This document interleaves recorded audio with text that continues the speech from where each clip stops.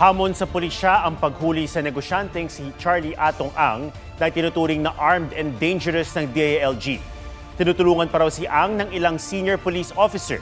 May report si John Consulta. Ginalugad ang isa umanong bahay ni Charlie Atong Ang sa barangay Mauway, Mandaluyong City. Pero tanging ang nagpakilalang abogado niya ang humarap sa pulisya. Sinuyod din ang ektarya pag-aari ni Ang sa Sidiloan, Laguna. Andito kami nga para i-serve yung warrant of violation ng Regional Fire Force. Sinong pwedeng makausap?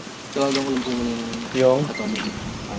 Tumambad sa tracker team ang napakaraming silungan ng manok, 2 helipad, mga villa at main house sa ibabaw ng Borol. Inisa-isa rin ang kwarto sa main house. Pero wala si Ang. Sinalakay rin ang isang farm sa Magdalena, cockfighting farm sa bayan ng Mapitak, at isang resort sa Hala-Hala, Rizal. Pero walang ang nakita. Ininspeksyon din ng NBI ang isa pang farm sa San Pablo, Laguna, pero negative. Sunod na susuyurin ang ilan pang properties ni Ang sa Visayas. Minamadali ang paghahanap kay Ang na itinuturing ng most wanted sa bansa. He is accused of killing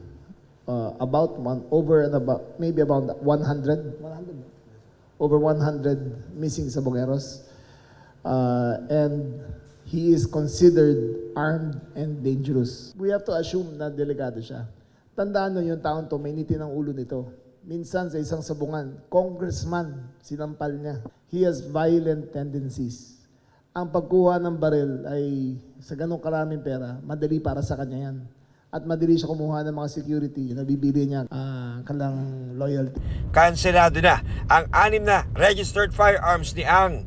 Pinasusuko na rin ng PNP ang mga baril kabilang ang 2 M16. We have informed him today properly na the firearm is supposed to be surrendered kasi nga akusado po siya sa isang krimen. Otherwise, we will be conducting also applying for search warrant para makuha namin yung mga baril na yun. Medyo process na po na ibigay sa kanya. Meron siya hanggang bukas.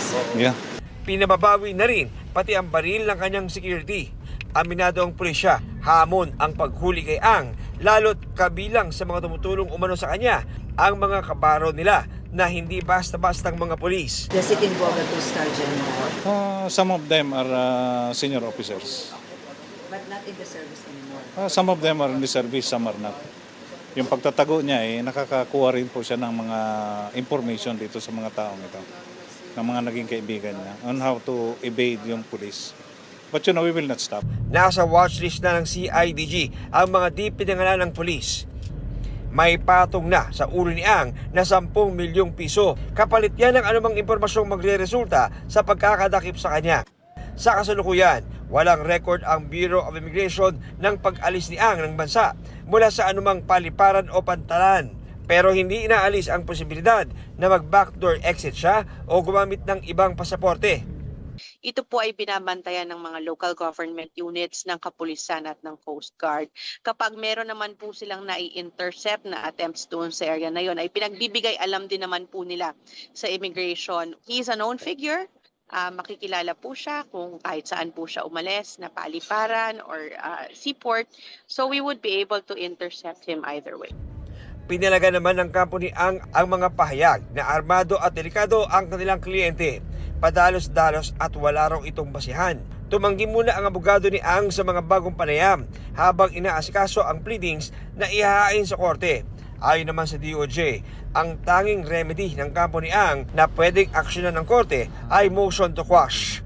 Pero all other pleadings na i-file nila kung hihingi sila ng kahit na anong affirmative relief galing sa husgado ay hindi nila pwedeng gawin at hindi aaksyonan ng husgado dahil sa wala pa itong restriksyon doon sa katauhan ng akusadong humihingi ng affirmative relief.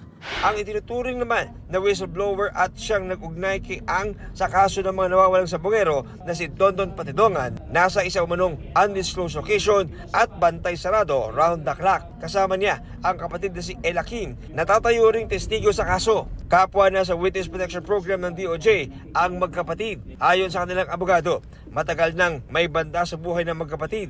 Pero mas tumindi raw ngayon. Kaya hiling ng mga kaanak ng mga nawawalang sabongero, sana yung witness namin is maproteksyonan hanggang dulo at hindi magkaroon ng bias na dun sa kaso. Ipagdasal ninyo kami, yung kliyente namin, buong pamilya nila, safety nila, dahil nakasalalay dito yung hustisya sa mga pinasilang na mga sabungero. John Consulta, nagbabalita para sa GMA Integrated News.